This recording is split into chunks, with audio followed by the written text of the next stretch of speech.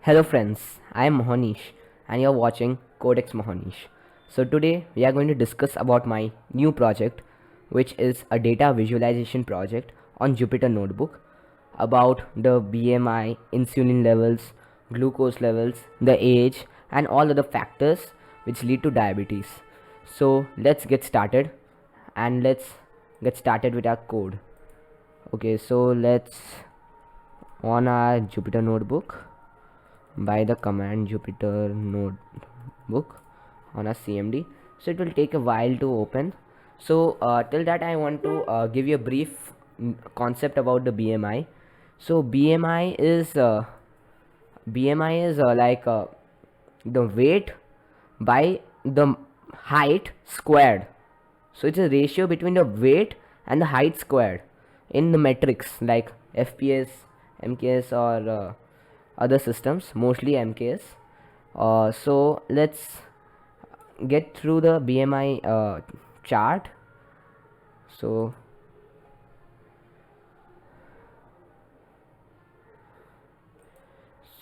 this is a BMI chart.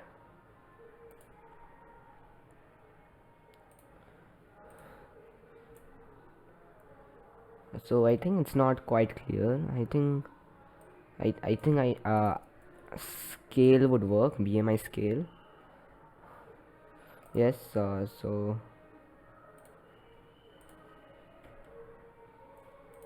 and all the images like this. Open images, new tab.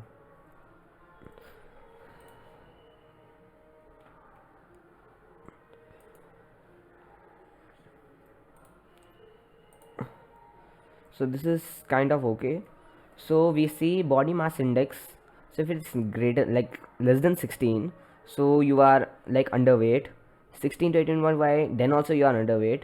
Then 18.5 to 24 normal. So like that it keeps on increasing, and if you're 40 above, then you are considered as obese. So this is a BMI scale. So I wanted to tell you about that once before we get started. So now let's get started with our project.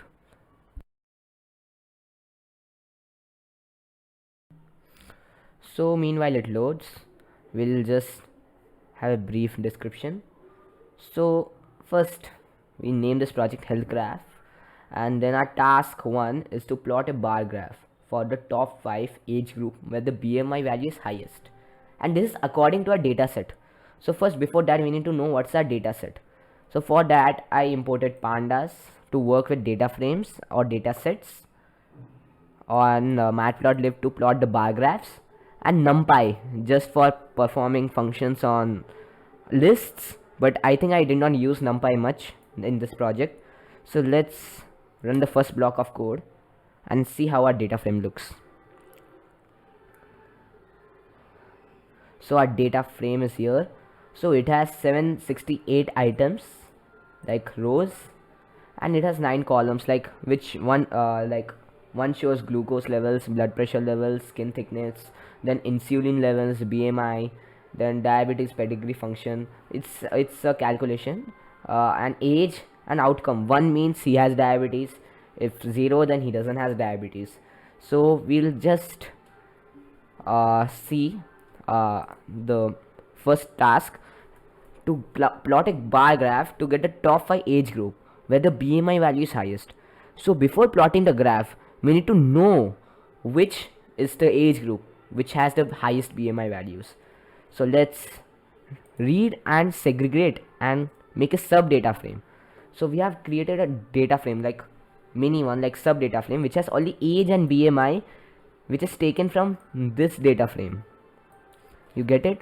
So we are replacing the like empty values with nan, and we are dropping the nan values. So we are getting a data frame which has no nan, like empty values. Like sometimes what happens, the age is given but the BMI is not given, so it creates a problem, and therefore we are removing the values. So now we are grouping the data. So why are we grouping the data? Because we want the max value of the BMI according as per our age. So if we group the data by BMI and with age, and we max it and we reset the indexes, then we get this data frame. which has the BMI values at the max and the end. So it's easier for us to get the easily retrieve the data. So by seeing this, we can conclude that this has the highest data frame. But to plot a bar graph, again we need to take each and individual values and create lists and put the lists in the bar graph, give the list as an input, which creates the bar graphs. So now let's take the last 5 BMI values. So I create a BMI column, which has, it's a list of this new DF data frame and the BMI column of the data frame. So now we are sorting the BMI. What does the sort function do? It sorts the BMI according to the ascending or increasing or decreasing order. So this is done in case, I think before I had done something else, so I needed it. So now I don't need it. So, and now we are creating a length like L, which has the column the length of the whole list. So why are you using the length? So to get BMI call L minus 1. What is L minus 1? Length minus 1 gives the last index, which is 247. So we get the value of 67.1. So similarly we are doing this, and we are getting the values accordingly, and then we are printing our top BMI lists, and we are going to enter this, and now we get our top BMI lists. So now we are going to get the index of the top BMIs. This 67.1 is 247 index, this 246 index, 245 index, like that we are getting the indexes now. So 4 items in the top BMI list, we'll print the items, and we're appending h.index. What's h? We created it here. It's a copy of the BMI call list before sorting. So now we dot index will get an index item. So what does this do? So index the list name dot index, and inside that we have to give the parameter what is the item. So it gives us the index of the item. So for example, if I give think there's a BMI list, BMI dot index 18.4, so it will give me 2 as the result. So that's what this function does. So now let's go to top BMI, and now let's print index array. So we get 246, 247, like that indexes as expected. So now we are trying to get the age groups according to the indexes. So I have made this difficult. I try new ways of doing the same code. So this could be even done just taking the last 5 values, but I didn't do that. So let's run this code, and now we see the age call has a list of the new age group from the new DF, and the top age, these are top age, the append age call item. What does the age call item do? So what this happens, if we do 18.2 BMI, and if we write BMI inside that 2, in this manner, BMI inside that 2, so it gives us this syntax gives us the 18.4 value which is there. So we are using the same thing, and we are getting the values, and now we are going to plot our bar graph. So we are just going to give our top age and top BMI lists which we obtained after the analysis. So now we'll just plot the bar graph.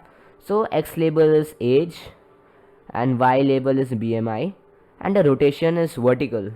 It's this X things are vertically rotated. So, and we are creating a bar graph, and these are the colors. So what's happening here? 25 we are getting 2 colors, 26 we are getting 2 colors. So 25 has 55 as one of its value and 60 as one of its value. So 25 it's in the top 5 list twice. So same for 26. So 26 one numerical in the top BMI list is 55 kind of for the 26 years, and one is for 70 for the same 26 years. So it's representing like this. So our task was not to get the highest BMI values, but to get the top 5 age which have the highest BMI values. So but we here got only 3 ages. So we can just take two more values here while we are making our lists, like top BMI lists. BMI call L minus 1, L minus 2, L minus 3 for getting the indexes as we discussed, and then we have extended it from L minus 5 to L minus 6 and 7. So we will run the code again. So we get the 27 and 40 as our new members in this group. So we have got our first like top 5 BMI, like highest BMI values in our data frame. So our task 1 is done. So now let's go to the task 2. Plot a bar graph for the top 5 age group where the blood pressure value is the highest. So here we have to plot a bar graph for the blood pressure, highest blood pressure, so not for the BMI. So first I segregated and made a sub data frame of age and blood pressure, and then I replaced the like empty values with nan, and I dropped the nan values, and then I printed my data frame.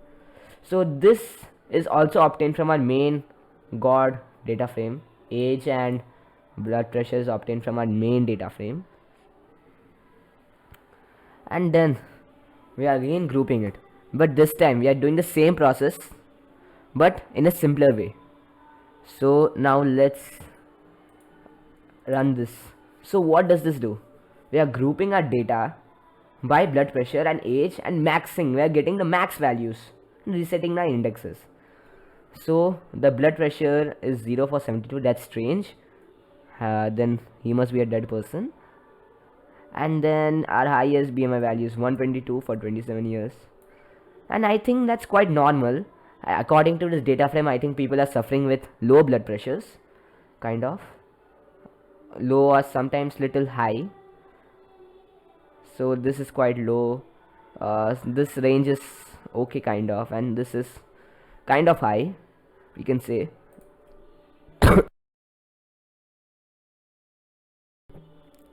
So a BP call, like BP column, like blood pressure column, is a list of this blood pressure from the new data frame 2. So this is our second data frame, new data frame. So I named it as new data frame 2, and we are getting the blood pressure column from it, and we are following the similar process. We are just L minus 1, so we'll get 46. L minus 2 will get 45, and we'll get the values like 122, 144, like that. So let's see. So that's expected. 122, 114, 110, 108, 106, as expected. And now what I had done earlier here was I took a list which had the indexes. Then I made a list from the indexes that were the actual ages. But as our data frame is already organized, so we can just directly take the ages as the last 5, which I was discussing earlier. So we see 27, 44, 54, 65, 51. So what I had done here, I just skipped this step of getting the indexes in the ninth code block, and I directly jumped to this, but in a different manner. I used the approach for getting this BP call list. Same way I got the age call list. So we know the ages. Now just plot the graph, and we are assigning our labels like to top age BP and values to top BP, and then we are plotting our graph. So the blood pressure is highest in 27 years, then 44 years it's kind of medium, like 118 or kind of like that. So we can instantly get from this graph that who have the top 5 highest blood pressure values in the according to the data frame. So according to our tasks 2, we have plotted a bar graph with the top 5 age group where the blood pressure value is the highest. So task 2 is also done. Now let's go to our task 3. Find out the glucose and BMI value where the insulin is the highest. So first, what they are asking us is where the insulin is highest. So for that person, we need to get the glucose and BMI value. So we have nothing to do with age here, as we are doing earlier. So let's make a sub data frame with insulin, glucose and BMI as the columns. again getting from the main data frame, god data frame. So let's run this code, and we are dropping the nan values. Now we got a data frame with insulin, glucose and BMI, and then we are making a new data frame which is new df3. Then we are grouping it by insulin and glucose and BMI and maxing it. So what happens, we get where the insulin is max, we get the glucose and BMI as it is. Like if for here insulin is 240 is max, so this will go to the bottom, and 122 and 57 will also go to the bottom. So this 0 is like insulin is least, so 94, and this will go to top. So that's how the things are going to be. So now if we run this code, we get 846 as the highest insulin, which has 189 as the highest glucose level and 30.1 as the BMI. So you see there's a relation where we are having high insulin, we are having high glucose levels and obesity. So according to our BMI graph, 30.1 is obese, if you remember. BMI scale.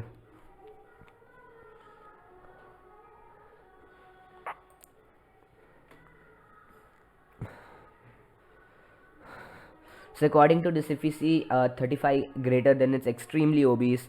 35, 32, 13, 4.9 is also obese. So according to that, this guy is facing obesity. So it's according to different scales. So this guy, so most of the people here are facing obesity who have high insulin levels. So we can conclude that from our data, and therefore we can give a conclusive statement. Therefore the insulin is highest at 846, then the glucose levels is 189 and BMI is 30.1. So therefore our task 3 to find out the glucose and BMI where the insulin is highest is also completed. So that was my video, and thank you friends for watching this video. Please like, please smash the like button and subscribe this channel. That helps me a lot. Thank you friends for watching the video.